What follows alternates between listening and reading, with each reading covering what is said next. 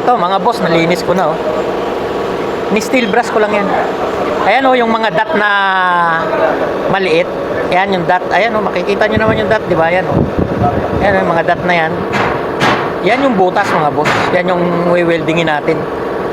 So ito yung gamit ko sa pagwe-welding ng aluminum mga boss oh. Yan, Harris. Ang presyo niya 150 SR. Ayan. Oh, Al Brace. Diba?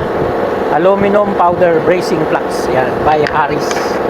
Tapos ito yung aluminum welding rod. So, we-weldingin natin mga boss.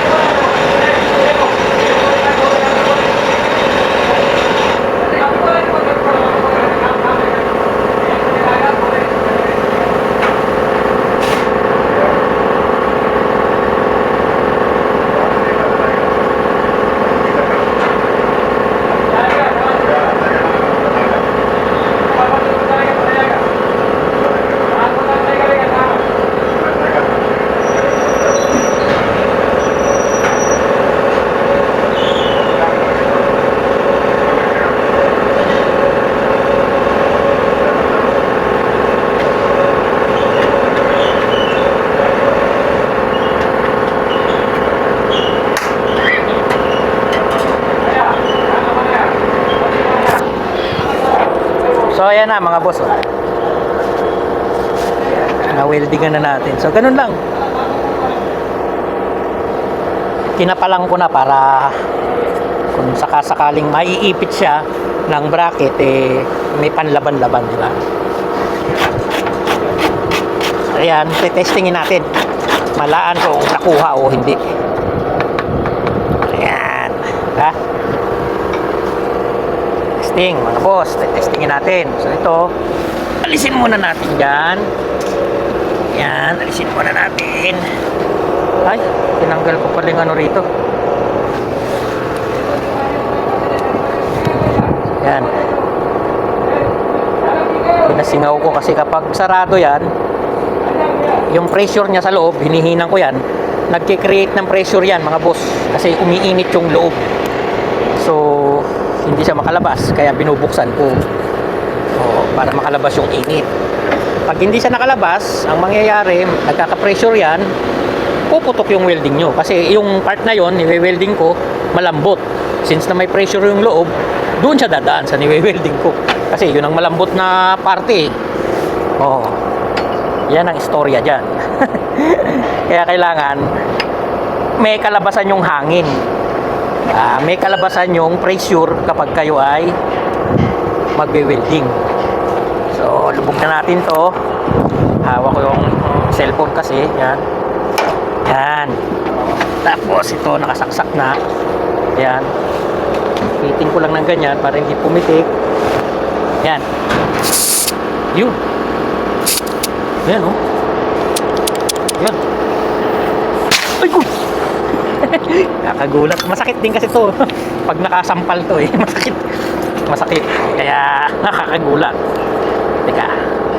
Yung isang kamay ko kasi nasa cellphone.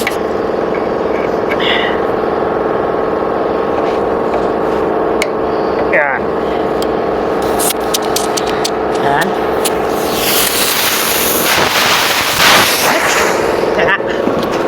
So ayan mga boss, plus ipit para doble protection.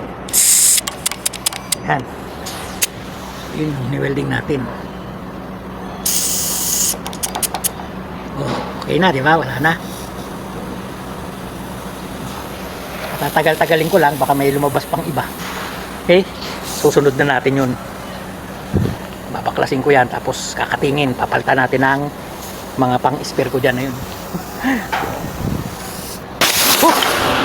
Lakas ng pressure. Ayan, natanggal na natin mga boss yung bracket. Yun yung ni-welding natin. Tapos ito ang papalitan natin naman sa kabila. Ito, sira na yung thread nya. Ayan. Yung mga aircon technician kasi namin, pag masikip, pinipuwersa nila eh. Hindi nila nararamdaman o iniisip na baka mali ng thread yung ano, yung dinadaanan. Kaya yan nalo-lost thread. Pihit ng pihit. Kumbaga, pag pihit kasi dapat diretso lang. Eh minsan yung katala nila o yung spanner nila na tinatawag o yung pananggalis nakabalik, nakatabingi na gano'n. Siyempre kung saan yung lakas mo nun, doon kakain yun. Oh. Kaya yan, nasira yung thread, kinain niya. Oh. Aluminum. Tapos, saan na ba yung pangano ko? Ito, bakal. Oh. Eh, siyempre, mas matigas yung bakal kaysa dito. Malambot lang to, aluminum. Oh. Eh, wala. Hindi naiisip ng mga aircon technician namin yun dito. So, papalitan ko muna to, mga boss, ha. Papalitan ko muna.